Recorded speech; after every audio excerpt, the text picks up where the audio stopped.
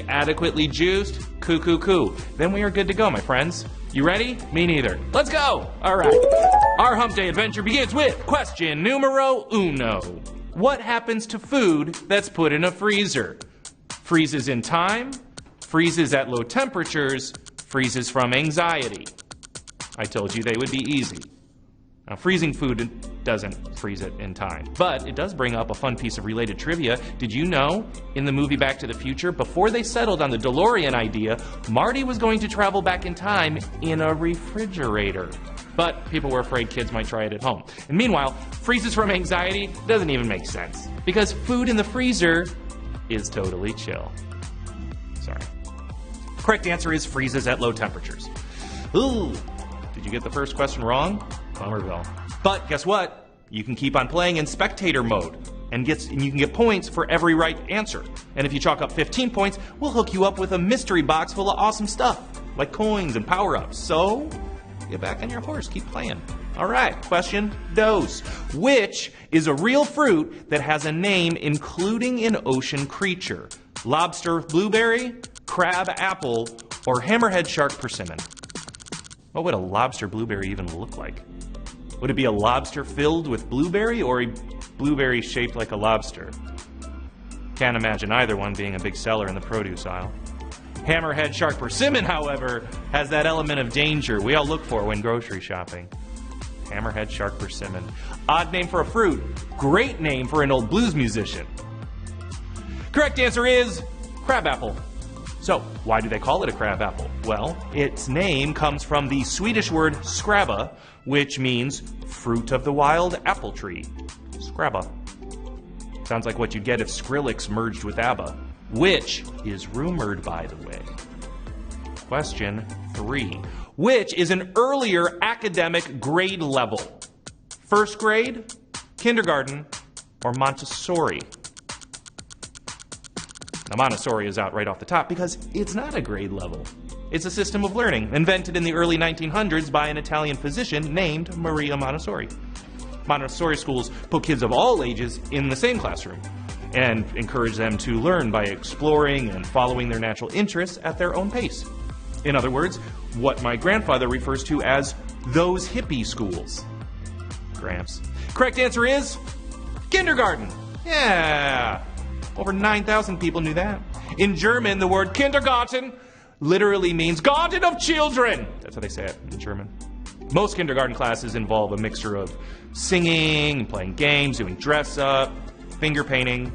You know, pretty much the same things that go on at a Google retreat, from what I hear. Question 4. Which of these typically grows underground? Potato, tomato, or watermelon? We're still in the easy ones, I think. Interesting little fact about the tomato. It originated in South America, spread to Mexico, and landed on the Spaniards' radar when they were colonizing the Aztecs, so that they introduced it to the rest of Europe around the 16th century, which raises the question, before they had tomatoes to make tomato sauce, what the heck did the Italians put on spaghetti? The answer? Rainbow sprinkles. Look it up. Correct answer is potato! Now, all you had to know here was that the French word for potato is pomme de terre. Perfect pronunciation. Don't question my French. And that means earth apple. Just don't get an earth apple confused with a horse apple, or I guarantee you, you will never eat mashed potatoes again. Still got over 9,500 people in the mix. Let's keep going. Question 5. A moped is a type of what? Unicycle, skateboard, or motorbike? This should be a gimme, but I will give you a hint. The word moped is formed by combining two other words. And no, it's not mono and pedestal, which I suppose could describe a unicycle. And it's not mocker of pedestrians, which applies to your typical mouthy sidewalk hog and skate punk. It's mop and edible. Kidding. No. It's actually motor and pedal, which means the correct answer is motorbike. Now, you see more scooters these days than actual true mopeds, because they've pretty much done away with all the bicycle parts. But, hey, you want pedals? I will see you at SoulCycle. I teach Tuesdays and Thursdays. Tuesdays is Skrillex, Thursdays is ABBA. Call back. Question 6. In what field of study is the word diagenesis most often used? Animal husbandry, Catholicism, or geology? Boy, guess we got to the hump questions. Well, that's nice while it lasted. Of course, Catholicism is a tempting answer here because of the whole Book of Genesis thing, but that's, almost too easy. And animal husbandry? Who even knows what that is? I mean, I vaguely remember it being an Olympic event once, but I could be wrong. Oh, by the way, my favorite female comedian, Ellen DeGeneres. Yeah, she's great. Correct answer? Yeah, geology. Diagenesis refers to the physical and chemical changes that occur as sediment returns into rock. And that might be the most boring definition of anything in the entire dictionary. Can we go back to lobster raws, blueberries, please? How many we got? 4,000 plus.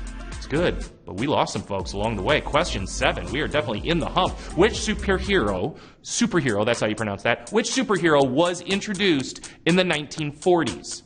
Captain America, Mr. Fantastic, or Wolverine? For those of you unfamiliar, Mr. Fantastic is the, by far, most limber member of the Fantastic Four, which also includes the Invisible Woman, the Human Torch, and the Thing. And meanwhile, Wolverine was created specifically as a Canadian superhero. He's known for his sharp claws and his amazing ability to heal, which he credits to Canada's generous government-funded healthcare program. Yeah. Correct answer? Of course, Captain America. Yeah, Cap debuted in 1941 at the height of World War II. At the end of the war, he got trapped in ice and went into suspended animation until he was thawed out in present day.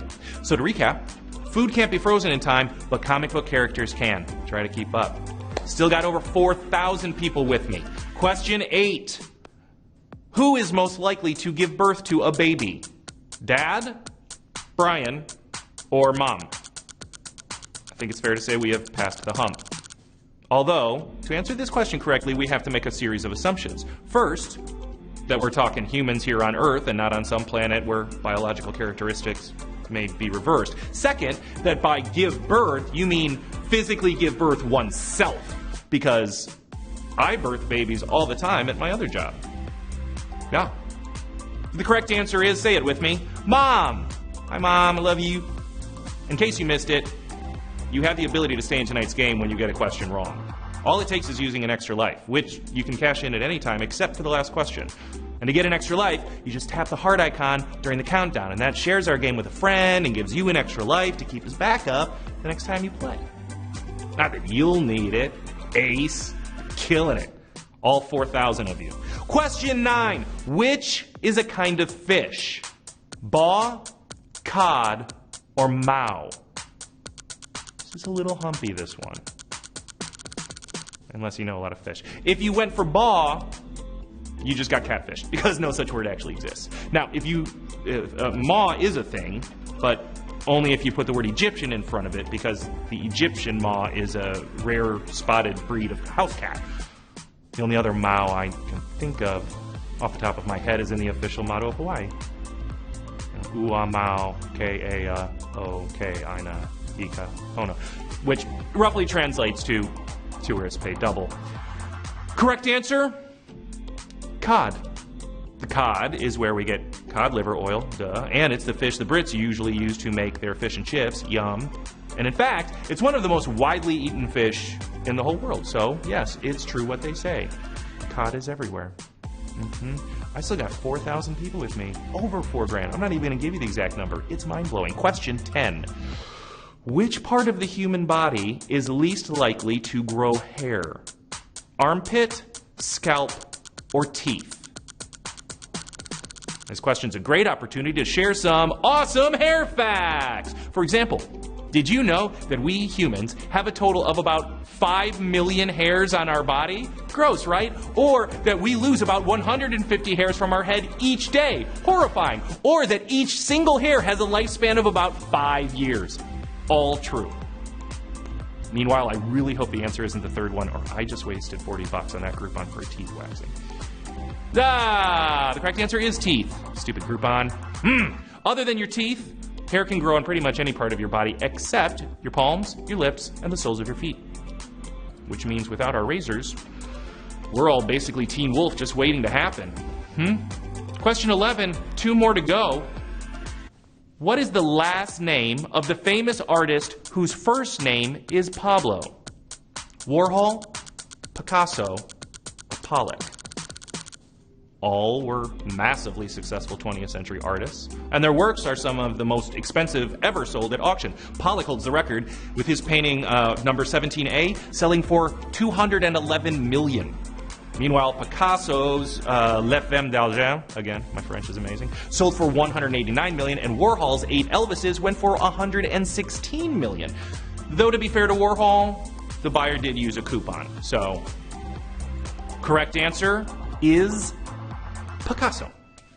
Pablo Picasso's full name was Pablo Diego Jose Francisco de Paula Juan Nepomuceno Crispin Crispiniano Maria Remedios, I'm ruining it, de la Santissima, I'm not done, Trinidad, I need to breathe, Ruiz y Picasso, no joke. That's his name. But he preferred to be called Scooter.